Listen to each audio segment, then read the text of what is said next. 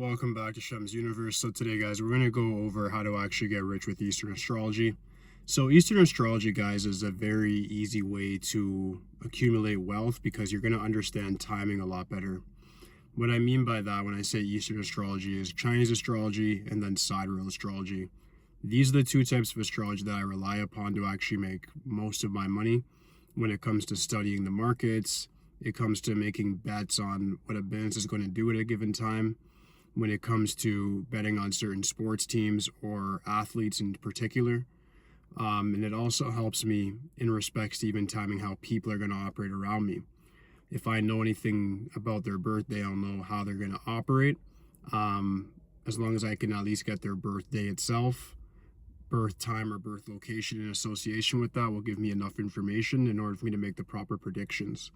So I want to give you guys a bit of an idea of how you can make money with Eastern Astrology yourself today. So you better understand how to actually utilize your chart for yourself and how to actually study other people, situations, and things so that you can actually be in the right timing and right sequence. So the first thing you have to understand is yourself.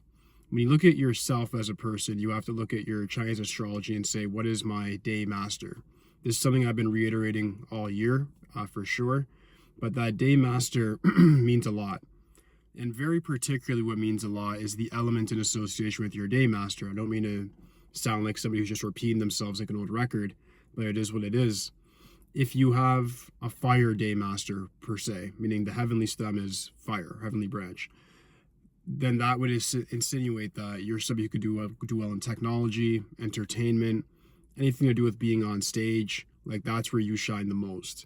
If you had like an earth one, you would do well with real estate, agriculture, different conveyances, working within hospitality.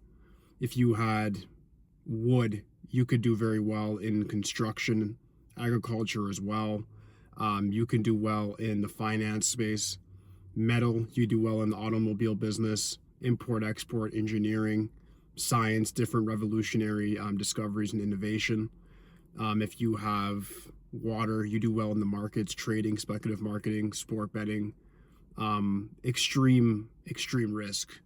So like all of the elements, that's just examples, will give you what you're naturally supposed to do. And the idea and premise behind Chinese astrology is that you're not supposed to really have to think to yourself, well, what should I do for a career? Like your natural settings that you're born within, in association with the common sense that you could put between your day master element and then your actual situation that you're in, it's very, very easy for the most part to figure out what you're supposed to do. And the thing is that almost kids have more wisdom than we do as grown-ups, because the kids, when you're a kid, you naturally say what you want to do. If you're 5 years old, you'd be like, I want to be a police officer, I want to be a firefighter, I want to be an NBA player, rapper, whatever. And usually that very first inclination of what you want to do, out of innocence, out of not caring what other people think, no validation, doesn't matter, is what you're usually supposed to do. You'll find that it actually matches with your chart completely. And that's what you're naturally supposed to start partaking in, is situations like that. I have a yin metal day pig. Like my one is a pig for my day master, yin metal, right? So what happened with me was last year I knew to take it very, very easy, because it was still, even though my year pillar enemy year was 2024, I understood my day pillar's enemy was last year, 2025. And a lot of interesting things took place last year that let me know that was indeed an enemy year for me. So what I did was different rituals and so forth, but moreover than that was just the understanding of the premise of that is my actual enemy year that I have to take more account into, made me be able to evade a lot of situations that other people wouldn't have foreseen based off of the level of Chinese astrology that they know. So what I'm getting at here, guys, is that you can use a lot of timing to protect yourself with Chinese astrology by understanding what your day master is, the elements associated with, and understanding what animal is its friends and what its enemies are. So what I understood that was I realized I put this together. The metal stands for the finance that I do with crypto, forex, crypto, stocks, commodities. Like these are the things that I do to associate with my metal element. I was doing it before I even knew I had the metal element there. And then the pig is considered to be part of the creative trine within Chinese astrology that usually expresses different ideas. So that's what I'm here doing on YouTube. that ties back to other things in my numerology as well that I'm not going to cover today. So with Chinese astrology, guys, is that's one way you can look at it, is by discovering who you are, mastering of self. That's going to help you get very rich, because you need to first understand what fields or what occupations you should be in, and then you can then bridge that to the proper career, and you're going to have natural leverage over other people. So you'll be that person that just gets the lucky breaks, and nobody really understands quite why, like why things are easier for you, but you do. And that's all that really matters. The next thing is that you can start timing things better.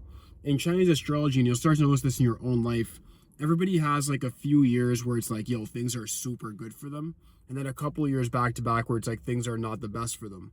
The reason for that is the wealth cycles within Chinese astrology are associated with the elements of the year. So the elements of the year are usually either like I said, the 5 elements that they go with. They go with wood, they go with earth, they go with metal, fire, and then water. Right, so all of those make up for different enemy and complementary elements, meaning some of them debilitate each other, some of them enhance each other. I'm not going to go into what each of them do. I've done that on other videos already. If you don't know, either try to look at my other videos on Chinese astrology, or get a Chinese astrology reading if you need clarification on that part specifically.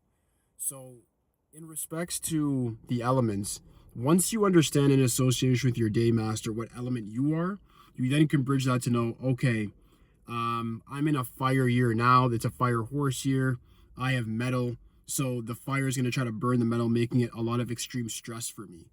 Cool. Then I look at the following year, fire goat year. Again, it's going to be extreme stress for me, even though it's a neutral year, or it's actually a friendly year in respects to my day master. It's like, cool. But the element is going to make it harder financially. So I understand that, and I know how to just work with it. So these are the things you have to understand. In the wood years, I was doing very well and making easier money, I would say, because metal will cut through wood very easily. So that's what you have to understand within yourself, guys, when you're going to have natural leverage in life and when you're not. And then when you're in your own element with your day master, that's when you're going to do very good very easily. So like in metal years, like in 2020, funny enough, the metal year is when I got into crypto.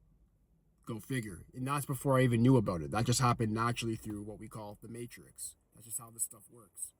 So the next part about this, guys, is in association with timing and so forth, you can also use things like timing in association when you look at the origin of like a sports team.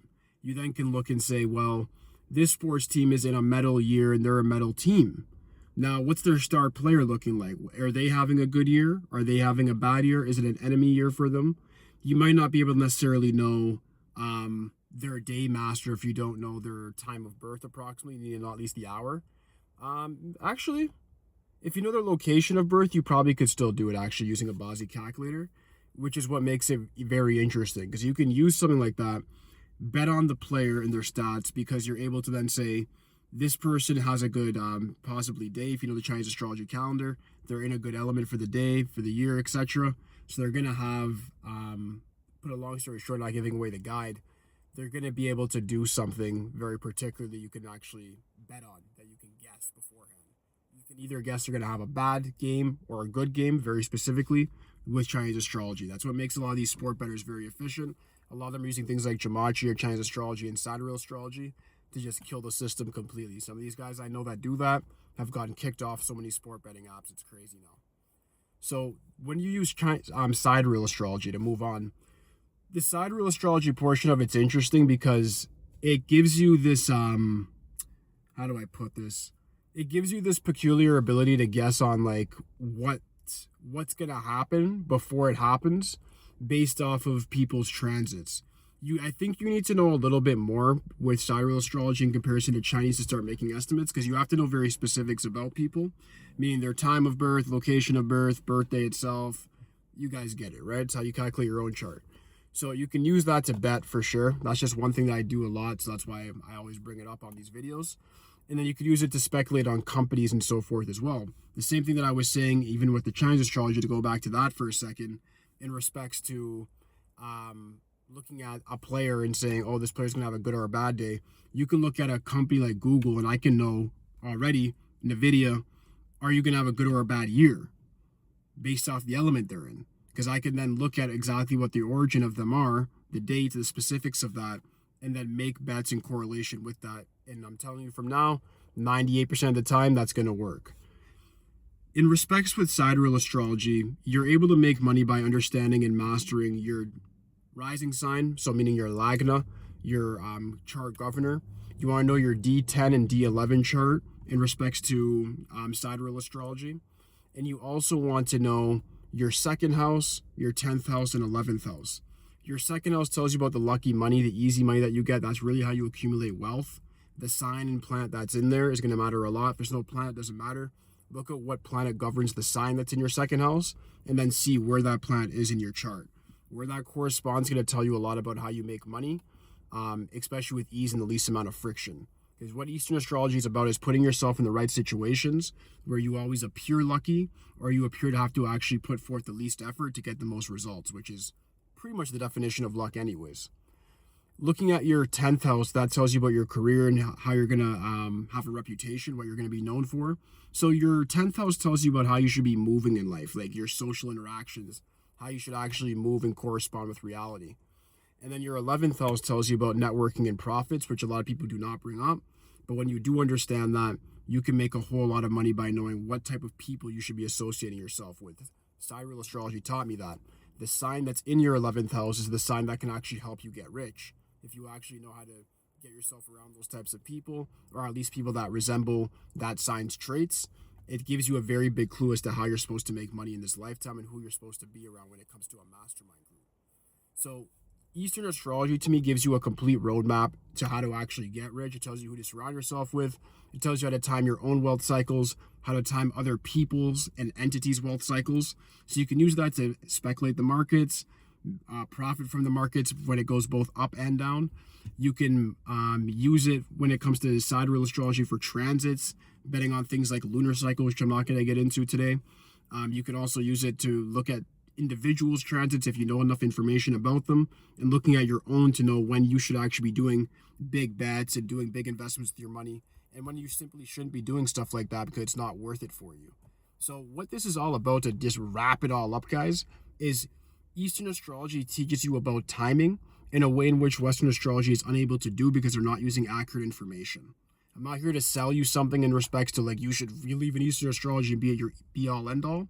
If you have a relation and a correspondence with Western astrology, that's great. But if you use it for real world applications such as like betting on sports or betting on how a company is going to do each given year, betting on politics when using things like Polymarket, you're not going to get that much head using Western. You have to use Eastern to understand why things are happening, and you'll start to see different things like, oh, maybe this country or this entity is in an enemy year. They're an enemy element. So as a result, that's why they're going through XYZ at this given time. I'm not going to go into any specifics right now, but you guys can read between the lines to guess what I'm sort of getting at when it comes to geopolitical assessments. There's ways to actually look and see who's going to win and lose even wars and so forth.